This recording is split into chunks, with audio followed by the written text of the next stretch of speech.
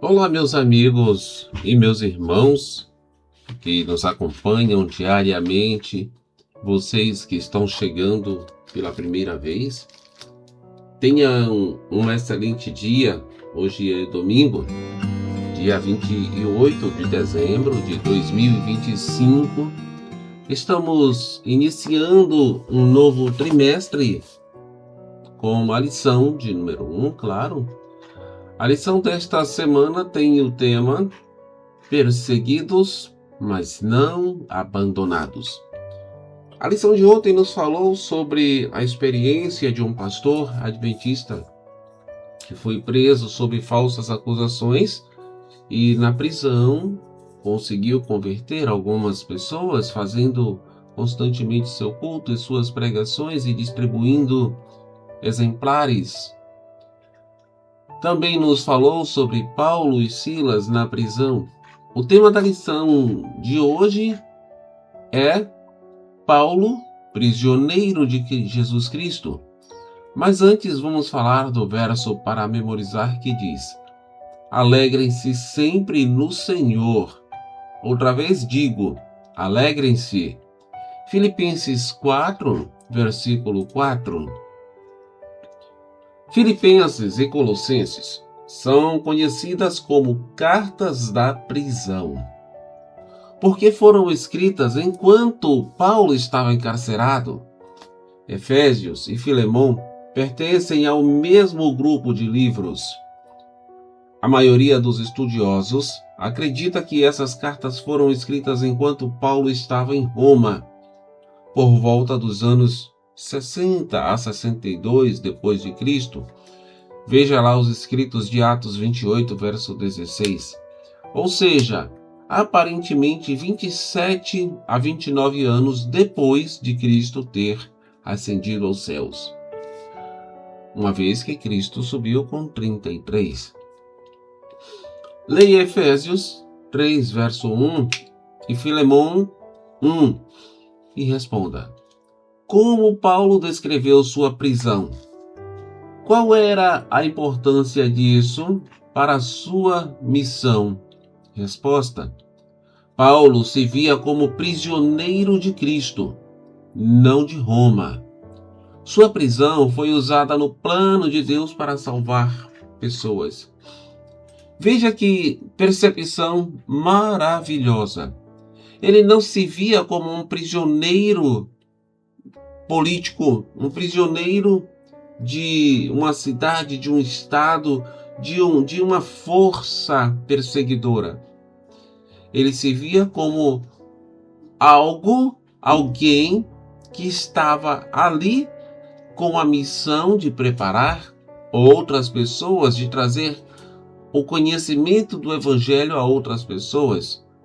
Como nós dizemos em nosso ditado atual, fazer do limão uma limonada. Paulo dedicou a vida ao serviço de Jesus Cristo. Se esse serviço incluía ser preso, ele estava preparado. O apóstolo se descreve como um embaixador em cadeias. Veja Efésios 6, verso 20. Ele havia realizado viagens missionárias, estabelecido igrejas e treinado obreiros para o Senhor. Ele poderia ter se perguntado: por que estou aqui? Quando poderia fazer muito mais sem essas correntes? Quando estava preso pela segunda vez em Roma, Paulo escreveu 2 Timóteo, que é considerada uma epístola pastoral. Portanto, pelo menos 5 livros do Novo Testamento foram escritos enquanto ele estava na prisão. Em nenhuma dessas cartas, Paulo menciona exatamente onde estava preso. Por isso, alguns sugerem que tenha sido em Éfeso ou Cesareia. No entanto, não há evidências bíblicas de que ele tenha sido preso em Éfeso.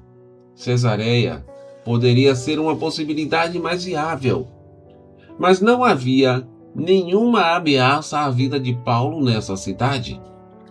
Porém, quando a carta aos Filipenses foi escrita, claramente havia essa ameaça.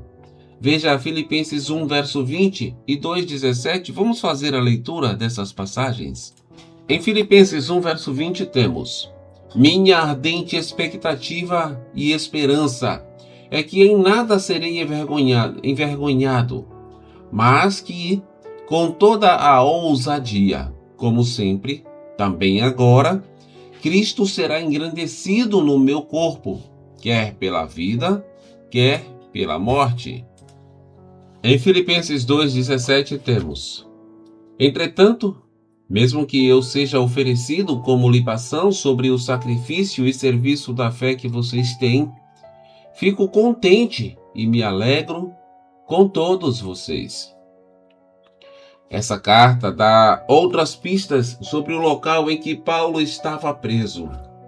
Em primeiro lugar, ele menciona um pretório, que pode se referir à residência oficial do governador de uma província, como a de Jerusalém, onde Jesus foi interrogado por Pilatos, ou a de Cesareia, onde Paulo esteve preso.